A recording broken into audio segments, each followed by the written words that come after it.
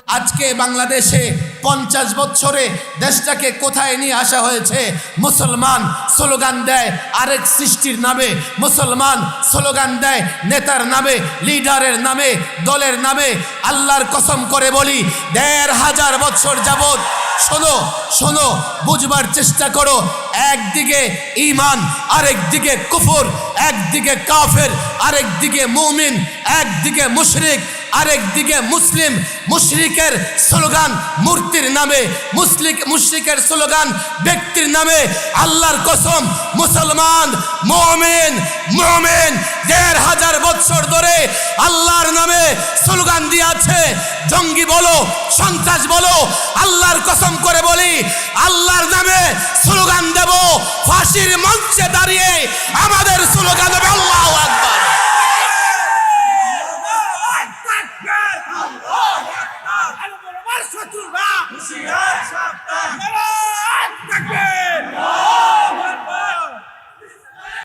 অবাক করা কাণ্ড, বাংলাদেশ এখন একটা উত্তপ্ত রণক্ষেত্র।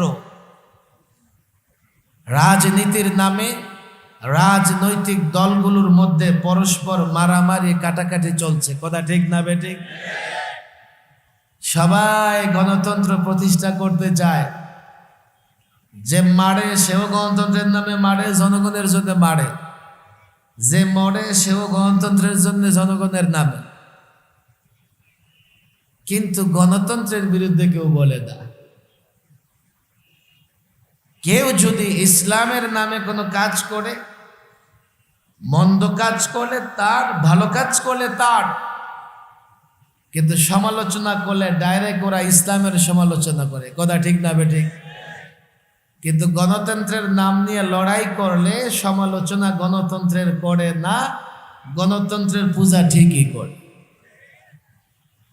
ব্যথার জায়গাটা বড় গভীর। দেশের মানুষকে আমরা বুঝাতে পারছি না, আমাদের ব্যর্থতার জায়গা এটাই। এই জন্য আমি বলি, বেশি বেশি আলহামদুলিল্লাহ, আশ্চর্যজনক কিছু দেখলে বেশি বেশি সুবহানাল্লাহ আর তাকবীর দিবেন আল্লাহু আকবার নামে। কথা ঠিক না বেঠিক? আমরা তাকবীর দেব কার নামে? নানা রকমের স্লোগান চালু হয়ে গেছে। একটা সময় পর্যন্ত বাংলাদেশের রাজনৈতিক দলগুলোর স্লোগানও ছিল আল্লাহু আকবার। এখন এই দলগুলো আল্লাহু আকবারের জায়গায় নিজের দল নেতার নামে স্লোগান দেয়। আর আমরা যখন বলি আল্লাহর নামে স্লোগান দাও, মুখ বন্ধ রাখে। কেন যেন লজ্জা লাগে। স্লোগান কার নামে হবে? ওলামায়ে কেরাম এখানে আছেন।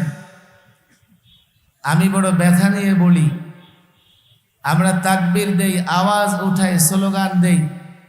তাকবীর মানে কি? তাকবীর মানে বরত্ব বর্ণনা করা, শ্রেষ্ঠত্ব বর্ণনা করা, মর্যাদা বর্ণনা করা। বরত্ব বর্ণনা করব কার? যিনি বড়, যিনি বড়। শ্রেষ্ঠত্ব বর্ণনা করব কার? যিনি শ্রেষ্ঠ। মর্যাদা বর্ণনা করব কার? আসলেই মর্যাদা সম্মান যার জন্যে। তাহলে এই সবগুলো কার জন্যে? বরত্ব বর্ণনা করব তার, যিনি বড় কাজ করেন। আমাদের তো ছোট কাজ করার ক্ষমতাই নাই, আল্লাহ না চাইলে। দুনিয়াতে যে টুকটাক কাজ করি, এই সুযোগ আল্লাহ দিয়েছেন যাতে আমাদের কাজের কারণে ভালো করলে ভালো ফল, মন্দ করলে মন্দের পরিণতি বহন করতে পারি। এই জন্যে দুনিয়াতে বান্দাকে সামান্য ইখতিয়ার দিয়েছেন। তাও আল্লাহ চাইলে বান্দা করতে পারবেন, না চাইলে বান্দা করতে পারবে। প্রকৃতপক্ষে ফাইল কারনে বলা কর্তা কে? বড় কাজগুলো সরাসরি করেন কে? আল্লাহ পাকের বড় সৃষ্টি আসমান আমাদের চোখের সামনে। জমিন একটা বড় সৃষ্টি করেছেন কে? মানুষ মাখলুকাত সৃষ্টি করেছেন কে? বরত্ব হবে তার যিনি বড়, শ্রেষ্ঠত্ব হবে তার যিনি শ্রেষ্ঠ, মর্যাদা হবে তার যিনি মর্যাদার অধিকারী। ওয়ালিল্লাহিল ইজ্জা, সম্মান ইজ্জত সব আল্লাহর জন্যে। তাহলে যার বরত্ব বর্ণনা করব, শ্রেষ্ঠত্ব বর্ণনা করব, তিনি প্রকৃতপক্ষে বড় এবং শ্রেষ্ঠ হওয়া লাগবে। সুতরাং তাকবীর দিবা, বরত্ব বর্ণনা করবা, স্লোগান দেওয়া, আওয়াজ দেবা, এটা হতে হবে আল্লাহর নামে। বলেন আল্লাহু আকবার। আরো জোরে চিৎকার করে আল্লাহু আকবার। শায়াতিন মিনাল জিন্নি ওয়াল ইনস, মানব শয়তান হোক আর জিন শয়তান হোক, যখন এই তাকবীর শোনে তো ওই এলাকায় থাকতে পারে না। আল্লামা মুফতি আমিন রাহিমাহুল্লাহ বলতেন, বাংলাদেশে বসে তাকবীর দাও, তোমরা জানো না এই ধ্বনির তেজস্ব ক্রিয়া প্রভাব কতটুকু। দিল্লিতে বসে ইসলাম বিরোধী মুশরিকদের অন্তর কাঁপতে থাকে। কেউ আমাদের বন্ধু না, প্রতিবেশী হোক আর পশ্চিমা হোক, বাংলাদেশের জন্য, বাংলাদেশের মানুষের জন্য, বিশেষ করে মুসলিম উম্মার কল্যাণ ওরা কেউ চায় না। এই জন্য জাতিকে দ্ব্যর্থহীন ভাষায়, স্পষ্ট ভাষায় বলতে হয়, আমাদের অভিভাবক শুধু আল্লাহ। কথা ঠিক না বেঠিক? কেন তোমরা আল্লাহ ছাড়া অন্যের নামে স্লোগান দাও? ১৫০০ বৎসর ধরে আল্লাহর নামে স্লোগান চলে আসছে। দেখো, তাকিয়ে দেখো, উহুদের ময়দানে মুসলমানদের পরাজয় হয়ে গেল। রাসূল করিম সাল্লাল্লাহু আলাইহি ওয়াসাল্লাম সাহাবীদের সহায়তায় পাহাড়ে গিয়ে আশ্রয় দিলেন। কুফফার লিডার, কুরাইশ লিডার আবু সুফিয়ান ময়দানে নেমে ঘোষণা দিতে থাকলো, চিৎকার করতে লাগলো, আরে শোনো, তোমাদের মধ্যে কি মুহাম্মদ বেঁচে আছে? রাসূল বললেন, উত্তর দিও না। তোমাদের মধ্যে ইবনে আবি কুহাফা বেঁচে আছে? রাসূল বললেন, উত্তর দিও না। ইবনুল খাত্তাব, ওমর তোমাদের মধ্যে বেঁচে আছে? রাসূল বললেন, উত্তর দিও না। আবু সুফিয়ান ডিক্লেয়ার করলেন, ঘোষণা দিলেন, সব হত্যা হয়ে গেছে, ধ্বংস হয়ে গেছে। হযরত ওমর বললেন, আমি আর বরদাস্ত করতে পারলাম না, আমি আওয়াজ তুলে দিলাম, আওয়াজ উঠালাম, এ আল্লাহর দুশমন, তারা কেউ হত্যা হয় নাই, তারা কেউ ধ্বংস হয় নাই, তোমাকে ধ্বংস করবার জন্যে তারা সবাই বেঁচে আছে। এ মুসলমান, বুখারী শরীফের বর্ণনা, খোলে দেখো, খোলে দেখো, ওলামাদের জিজ্ঞেস করো। আবু সুফিয়ান এবার আওয়াজ উঠালেন, স্লোগান তুললেন, তাকবীর দিলেন, ওলো হুবাল, ওলো হুবাল, হুবলের জয়।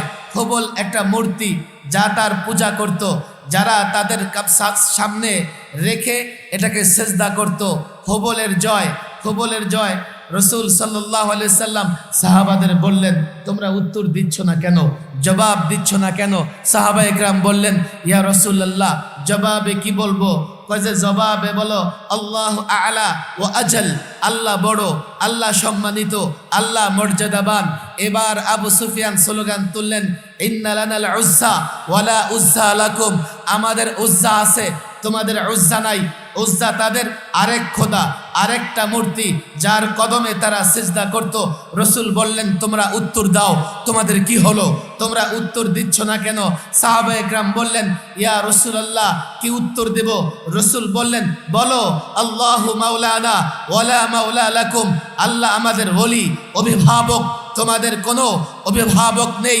তোমরা যাকে অভিভাবক মনে করো সেটা তোমাদের হাতের তৈরি, তোমরাই তাকে নাড়াচাড়া করো, তোমরাই তাকে বানাও, আবার তোমরাই তাকে পূজা করো। আমাদের অভিভাবক আল্লাহ, যিনি আমাদের সৃষ্টি করেছেন, যিনি আমাদের সত্যিকার অর্থেই অভিভাবক।